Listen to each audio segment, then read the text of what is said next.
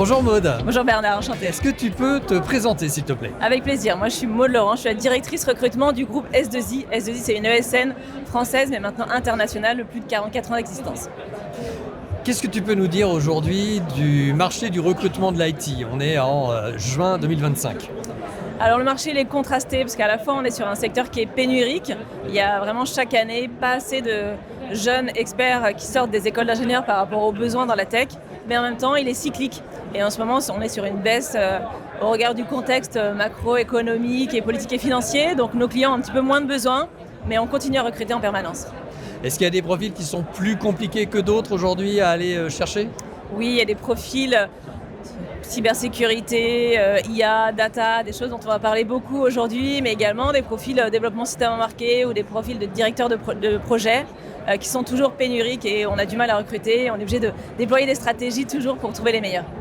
Alors en parlant de stratégie, l'année dernière vous avez mené un gros chantier qui s'appelle la marque employeur. Qu'est-ce que ça a de particulier la marque employeur quand on est une ESN? Alors la particularité d'une marque employeur selon moi par rapport à des entreprises plus classiques, c'est que nous on ne vend pas de produits ou de services. Le produit ce sont nos salariés qui ont à la fois un enjeu de visibilité vis-à-vis de l'interne mais aussi vis-à-vis de l'externe. C'est-à-dire que s'ils sont épanouis, c'est aussi eux le sujet de notre marque employeur mais également le vecteur. C'est eux qui sont l'illustration de ce qu'est S2I chez nos clients. Donc l'importance pour nous, c'est de pouvoir avoir une marque employeur qui soit vraie, qui les représente et s'ils sont épanouis, s'ils ont la capacité à s'adapter à différents contextes clients, différents environnements, ils seront ces ambassadeurs-là vis-à-vis de nos clients. Donc il y a vraiment un enjeu de marque employeur vis-à-vis des candidats, avec l'enjeu d'attractivité, mais aussi vis-à-vis de nos salariés, avec un enjeu de fidélisation. Ils se sentent bien, il y a un enjeu sur le sentiment d'appartenance qui est compliqué dans une ESN, puisque nos consultants sont éclatés à travers la France ou différents pays, sur des sites clients différents, dans des secteurs d'activité différents, et il faut qu'ils aient le sentiment d'appartenance à l'entreprise. Donc pour ça, on les anime, on a des engagements managériaux, on fait beaucoup de communautés techniques, beaucoup d'événements RH ou d'événements tech également. Mais tout ça, ça bénéficie aussi à l'image d'S2I, à l'image du groupe vis-à-vis de nos clients. Donc en fait la marque employeur d'une ESN, c'est à la fois pour l'interne, tu l'as dit, pour aller chercher des candidats à l'extérieur, mais aussi c'est en termes de visibilité vis-à-vis des clients, des prospects. Donc Exactement. c'est multiforme. Exactement. Et alors pour arriver à ce à quoi vous avez abouti, quelle a été la démarche que vous avez mise en place? Alors déjà, on a sollicité I2O pour nous permettre de réfléchir sur un audit externe d'abord pour savoir comment est-ce qu'on se positionnait, quels étaient nos marqueurs RH, comment est-ce qu'on se positionnait vis-à-vis de la concurrence des autres ESN. Ensuite, I2O a fait un petit peu une introspection. Ils ont interrogé avec des experts RH que tu connais bien d'ailleurs, une centaine de consultants avec des interviews en individuel, des ateliers collectifs pour savoir ce qu'était vraiment S2I, ce qu'on n'était pas aussi, parce que la marque employeur c'est important de ne pas faire de fausses promesses. Et puis ensuite il y a une période de réflexion, une période de proposition aux instances de direction, des propositions qu'on a challengées pour se les approprier, qu'on a également soumises au vote. On voulait que ça soit quelque chose de très participatif puisqu'on a interrogé nos équipes en France et à l'international en amont, mais aussi à l'issue du projet avec, dans les dernières propositions qu'on avait retenues, un appel au vote. Et puis après, toute la phase de déploiement, les préconisations, les recommandations, les déploiements au niveau de l'identité visuelle qu'on a décidé de faire en interne.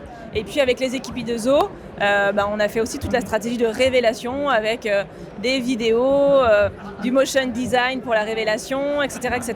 Donc ça a été un accompagnement complet de la phase d'introspection, de réflexion, de proposition, de wording, de piliers RH, de rédactionnel, et puis aussi les précos et les recos sur l'identité visuelle. Et alors, est-ce qu'il y a des résultats? Qu'est-ce que ça a changé? Déjà, on a abouti à une marque employeur dont on est fier, qui est Let's Tech Together, qui entraîne on ose, on innove pour déployer des solutions innovantes pour la tech, et puis avec le Together, la notion de le faire ensemble, avec un engagement aussi de collectif qui est très fort pour nous. Ça a entraîné une marque employeur qui se fait approprier par les équipes de manière assez facile sur le terrain, en France et à l'international. Notre enjeu, c'était aussi d'avoir une marque employeur qui soit compatible avec nos différents pays à travers le groupe. Et aujourd'hui, je suis fière de le voir pitché par les RH sur le terrain, mais par les commerciaux qui ont voulu aussi se l'approprier dans leurs propositions commerciales parce qu'ils ont dit non, on ne veut pas que ça soit que de la marque employeur, mais on le veut pour le corporate. Et puis les pays. Je le disais encore il n'y a pas longtemps, je le vois à travers les posts LinkedIn. Hier, un post Great Place to Work avec le Chili, avec des éléments visuels Let's Take Together. La semaine dernière, une équipe de padel qui est sponsorisée en Espagne avec des maillots Let's Take Together, etc. La semaine prochaine, on a un énorme événement recrutement qui est au Bourget. Donc le Paris Air Show, c'est un événement énorme sur lequel beaucoup de nos clients, nos partenaires seront présents. On a un chalet, et on décline la marque employeur avec un Let's Fly Together et avec une identité visuelle, une stratégie aussi spéciale pour inviter des candidats sur cet événement. Et est-ce qu'il y a des éléments mesurables sur les impacts de la marque employeur au-delà de l'aspect effectivement adhésion de l'ensemble des équipes ? On l'a vu concrètement sur toutes nos job boards. En fait, avec l'équipe I2O, on fait des points trimestriels avec le service qualité sur l'usage de nos différents canaux qu'on utilise, dont les job boards, dont notre page marque employeur sur Indeed, Glassdoor, LinkedIn, Job Teaser, etc. Et on a bien vu un pic après l'annonce, toute la stratégie de marque employeur, qu'on a eu une pic de visualisation des offres d'emploi, un taux d'engagement qui a été aussi plus fort. On voit qu'on a un bon reach, un bon engagement sur nos différents posts sur LinkedIn et sur nos autres plateformes. Donc ça fonctionne, ça marche bien. Après, est-ce que la marque employeur fonctionne ?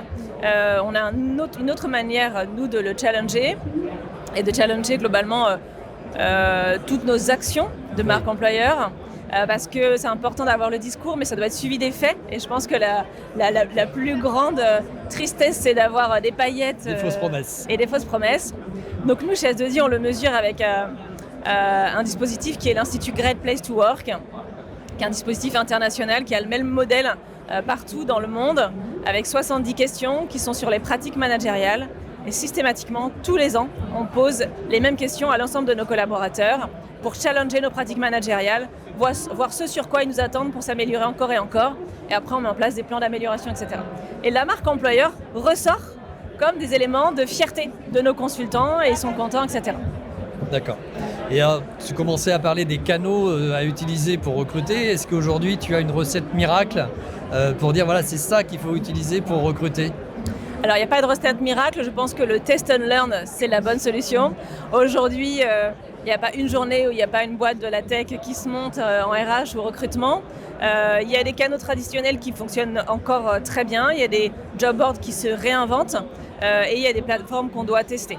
Donc nous, ce qui fonctionne encore bien, finalement, c'est encore les annonces. Il y a encore une place sur certaines populations. Par contre, il faut faire un vrai travail de fond, de rédactionnel et avoir un processus qui soit très fluide sur lequel on s'engage à traiter les candidatures avec réactivité et donner des réponses à tous. Les vieilles stratégies de cooptation fonctionnent quand même bien. Elles ont été chahutées, je trouve, post-Covid, mais ça représente encore 20% de nos recrutements. Et c'est des recrutements qui sont qualitatifs, sur lesquels derrière on a peu de ruptures, sur lesquels on a un taux de transformation qui est meilleur. Donc on a un vrai sujet là-dessus. Moi, je suis aujourd'hui que sur la cooptation interne, mais je pense que la référence à la cooptation externe est à étudier. Donc c'est pour ça que j'ai rencontré Propel aujourd'hui dans le parcours candidat. Je les avais déjà vus avant. LinkedIn, évidemment, est un incontournable. Donc nos équipes chassent et elles y sont vraiment quotidiennement. On a des suivis de KPI très très précis sur les bonnes stratégies. Il y a l'IA qui est intégrée à LinkedIn, qu'on challenge aussi sur comment être assisté des recherches via IA dans LinkedIn ou comment faire ses emails assistés par l'IA. On teste tout ça, on le déploie, on le mesure et on compare nos différentes approches. Les job boards, je disais, nous on travaille encore avec Hello Work et ça fonctionne vraiment bien, de mieux en mieux et pas que sur certaines régions. Et là vraiment depuis, j'ai envie de dire 2 ans, on a vu une augmentation de nos recrutements pertinents dans la tech. D'accord. Grâce à Hello Work. Nous on est un client historique, ça fait 20 ans qu'on travaille avec Hello Work, mais là j'ai une belle amélioration des transformations. Et puis on va tester des nouvelles approches. On va par exemple pour l'événement du Bourget dont je parlais tout à l'heure, où on a un enjeu d'aller chasser des candidats, à la fois des jeunes étudiants, futurs jeunes diplômés, mais également des profils expérimentés. On est en train de tester une stratégie avec Hippolyte qui va pousser des contenus marketing, marque employeur qui sont propres avec des visuels, nos propres photos, notre identité visuelle qui valorise cet événement-là et qu'on a poussé. On a fait le choix de différentes plateformes. Donc en l'occurrence pour notre population tech, on a sélectionné Twitch, Reddit, on a tenté du TikTok pour les jeunes diplômés, et puis YouTube, et puis LinkedIn évidemment. Et on voit tout de suite ce qui fonctionne très bien. Donc on a vu que TikTok, ça va exploser en quelques jours. Ok, on avait trop de juniors, on coupe TikTok et on réadapte au bout de 3 jours pour mettre un petit peu plus d'investissement sur LinkedIn ou sur YouTube.